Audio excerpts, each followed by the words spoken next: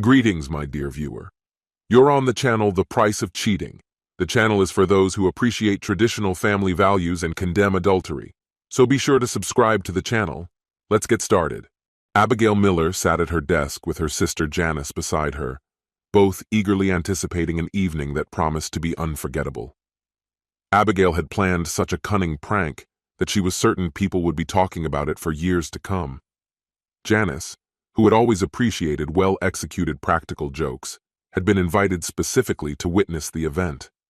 The clock read 8:30, and they knew that the live stream from Michael and Norma Garcia's house was about to start. Earlier that morning, Michael had dropped a cryptic hint during a phone conversation, telling Abigail that something spectacular was in store, and he promised to send a link to the show later. Michael was one of Peter's best friends, and every Monday their childhood group gathered for poker night. This core group, Michael, Peter, Benny, Scarrow, and Paul, had been inseparable since kindergarten, and they had all decided to settle in the same town. Most were already married and had children. Peter and Abigail had 2 kids, Jenny and Mark. Benny and his wife Angela didn't have children yet. Paul had recently become a father. His wife Wilma had given birth to their baby just 2 months ago. Michael and Norma had 2 sons, Ben and Max, who were already asleep upstairs by the time poker started. Every week, poker nights rotated between friends' houses, with the hostess playing the role of a gracious host, while the other wives stayed home with their children. However, on Thursdays, the wives had their own gatherings. Thanks to the long-standing friendship between their husbands, the wives had also become close friends. On Thursdays, they indulged in various hobbies, ranging from crafts to book clubs. That evening, Angela Scarrow sat alone with her tablet in hand, eagerly awaiting Michael's new prank. Having grown up with 4 brothers, she had loved practical jokes since childhood and hoped that this one would be filled with good-natured fun. At exactly 8:30, the broadcast from Michael and Norma's house was set to begin. Wilma Getchell, utterly exhausted, clicked on the link Michael had sent her. She was sitting at her kitchen table, with her laptop open beside her, and on the baby monitor screen, her son, Paul Jr., slept peacefully. The last 8 weeks had been tough for her. Wilma was almost sure she had postpartum depression. She hadn't been sleeping much, and when Paul was home, his help left much to be desired, leaving Wilma to handle everything on her own. She considered closing her laptop and going to bed, but her curiosity got the better of her. As 8:30 approached, the live stream from Michael and Norma's house was about to start. Meanwhile, Norma's parents, Betty and Albert Jones, had also received an invitation to watch the show. Michael had sent them the same link, knowing how much they adored him. Betty and Albert were thrilled that Michael had entered their daughter's life and brought stability to Norma's once chaotic existence.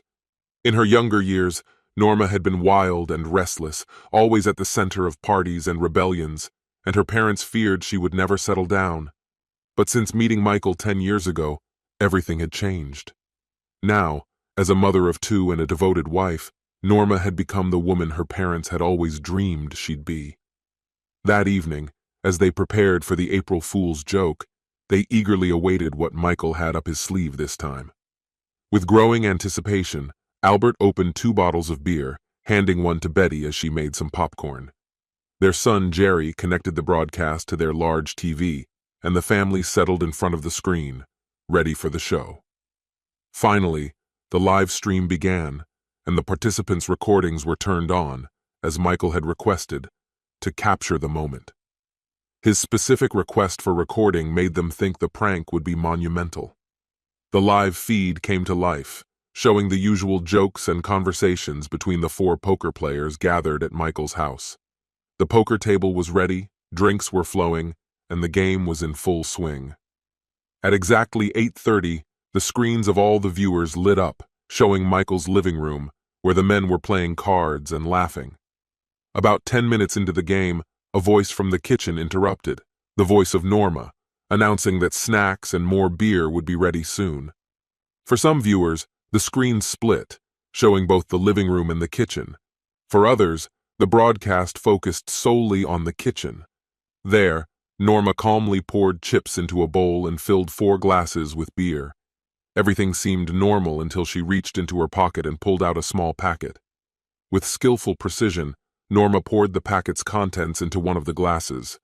The substance dissolved instantly, and the foam on top concealed any trace of tampering. The viewers, now fully captivated by what was happening, began speculating about what was in the packet and who would drink from that glass. Albert, grinning, bet Betty that the unlucky recipient would be Paul. Meanwhile, Janice nudged Abigail, convinced that her husband Peter would be the one to take the fateful sip. The crowd was stunned when Michael Garcia appeared with a beer in his hand. This unexpected turn of events only added to the mystery of what was happening. Why did Michael and Norma give him the contents of the mysterious package? It was clear that the two were plotting something together. The explanation had to be much more complex. Perhaps the couple had set up cameras all over the house to record a prank. Then Michael sent a link, further intensifying the strange atmosphere. Something about the situation felt off. Soon, Michael's eyes began to feel heavy, his body relaxed, and his eyelids involuntarily started to droop. The audience was utterly confused. Could it be that the other participants were preparing to prank Michael himself? Maybe they were going to shave half his hair off. But that seemed unlikely. More likely, this was a prank within a prank. Perhaps Norma had accidentally given the beer to the wrong person, and Michael wasn't the intended recipient. The viewers couldn't tear their eyes away from the screens, mesmerized by what was unfolding. As Michael's head slowly drooped onto the card table, his grip loosened, and the cards slipped from his hands, leaving the audience breathless. The cards gently floated to the floor. Then, suddenly, a loud voice boomed through the speakers in every living room. "Finally! I've been waiting for this for a whole month. All right, folks, it's time to head to the bedroom. Time is running out." Abigail Miller turned to her sister Janice, exchanging a bewildered glance. Janice mirrored her confusion. Angela Scarrow's face tensed as she grabbed her phone, while Wilma Getchell was entirely focused on the baby monitor, barely noticing as little Paul Jr. stirred in his sleep. Betty and Albert felt uncomfortable but couldn't look away from the screen. Those with split-screen functionality could see Michael unconscious at the card table, while the second screen showed the bedroom. For those without that feature, only the bedroom scene was visible, and it was quite a sight. Without hesitation, Norma, Peter, Benny, and Paul began undressing. Paul collapsed onto the bed, leaving his legs dangling off the edge. Norma quickly climbed on top of him, and what happened next left the audience completely shocked. There was no hesitation or preparation. One moment, it was an ordinary card game, and the next, Norma was intimately involved with Paul. The transition was so seamless that it was hard to believe this was their first time. Amazingly, the timing was perfect. The poker game had ended, and the lovers didn't have much time. But the suddenness of it all left everyone in shock. Janice clung to her sister Allison, who was sobbing uncontrollably. None of them could find the words to describe what they were feeling. Abigail, dazed, tried to process what she had just seen. She had always thought her marriage was perfect, and now it felt like her world was falling apart. Janice, too devastated to speak, remained silent. Meanwhile, Angela Scarrow was beside herself with rage. She pulled out her phone and quickly dialed her older brother Jeff. When he answered, she wasted no time.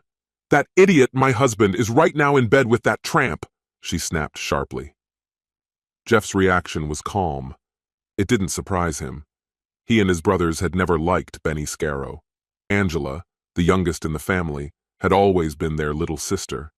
Jeff, the eldest, along with Jason, James, and Jared, had always taken special care of her. Their father had died of cancer when Angela was just 8. His last request to his sons was to always take care of their mother and sister. Jeff had immediately dropped out of school and taken a job in construction to support the family. At 18, he became a carpenter's apprentice and sent home every penny. Jason followed in his footsteps, leaving school at 17 to help on the construction site. When James turned 17, he did the same. When it was Jared's turn, his older brothers insisted that he stay in school. Jared was the smartest of them, and they wanted him to earn a degree in engineering. After his graduation, they planned to open a contracting business together. By the time Angela married Benny, the brothers' construction and design firm was thriving. Jared was still living with their mother, while the others had married and moved out. The family remained close, but Benny, though tolerated for Angela's sake, had never won the approval of her brothers. Benny had a tendency to overindulge in alcohol, and during his drunken outbursts, he often taunted Angela, saying, "I spit on your brothers."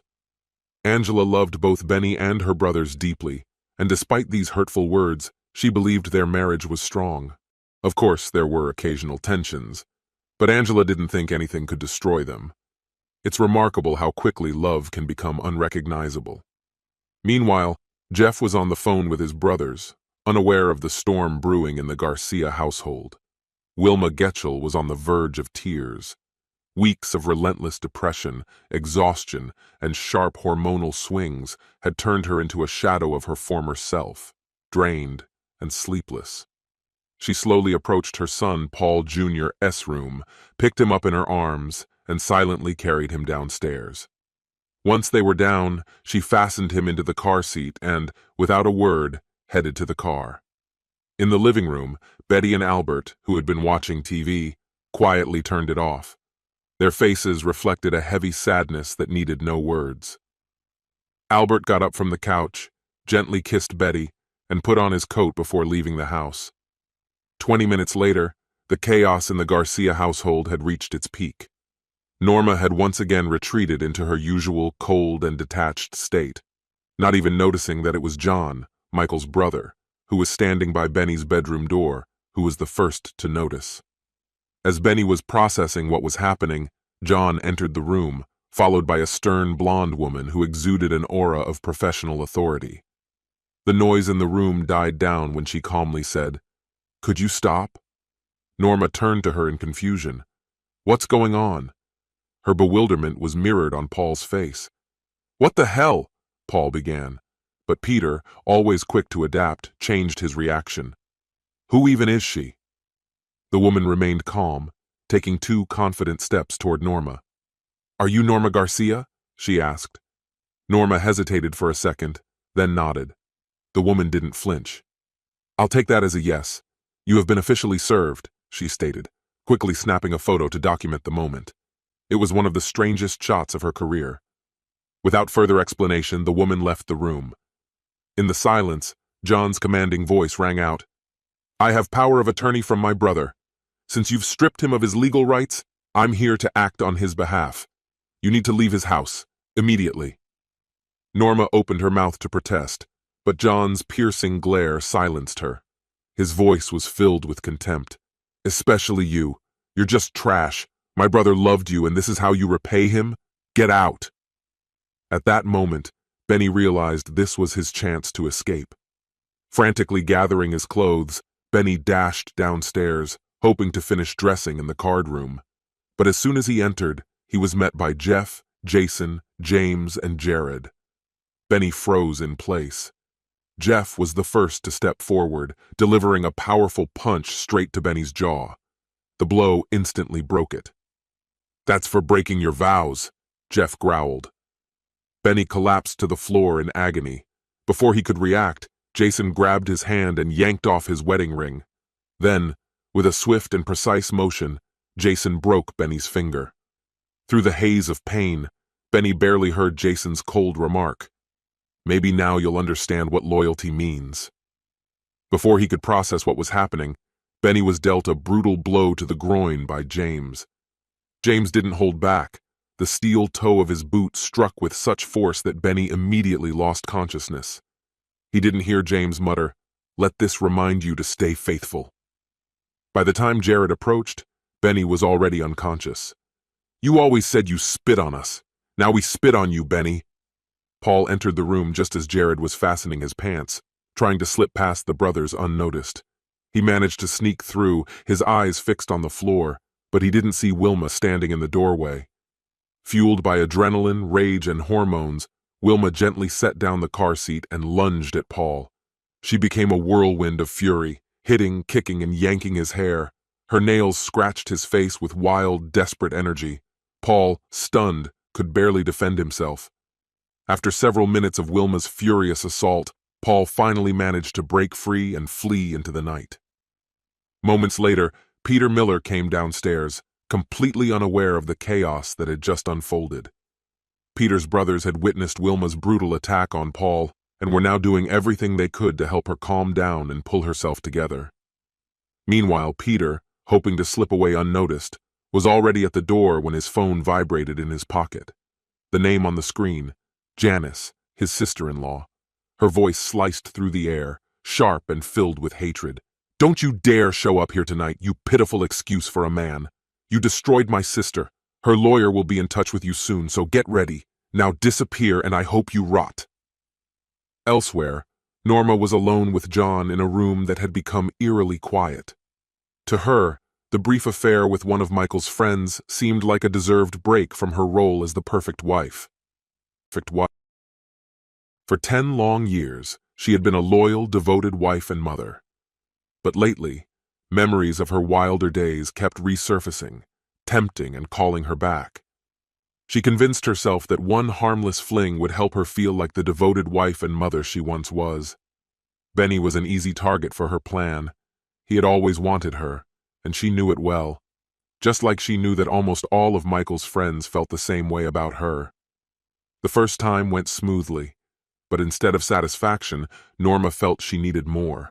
Her desire overpowered her reason, and before she knew it, she repeated the affair 3 more times, including today. After the last time, Michael started asking her uncomfortable and suspicious questions. That should have been her signal to stop, but the temptation was too strong. She couldn't resist the pull. Norma was jolted out of her thoughts by John's voice, breaking the silence. "Get out, you treacherous cheater. Michael's lawyer will be in touch with you." Stunned, Norma quickly dressed and threw her things into a suitcase. As she was leaving what had once been her home, she was shocked to see her father waiting for her at the door. Albert's gaze pierced her, full of contempt. "You had everything and you threw it all away for a fling. Get in the car, fool." John, on the other hand, felt only pity for his brother Michael. "What a disgrace," he muttered under his breath. He glanced at the hidden camera in the corner of the bedroom, the very one he had helped Michael install. That camera had broadcast the entire humiliating scene for everyone to see. Michael believed this would make the upcoming divorce process a bit easier for everyone. The recording was just to expose Norma for what she was. Norma never suspected that things would spiral out of control this way.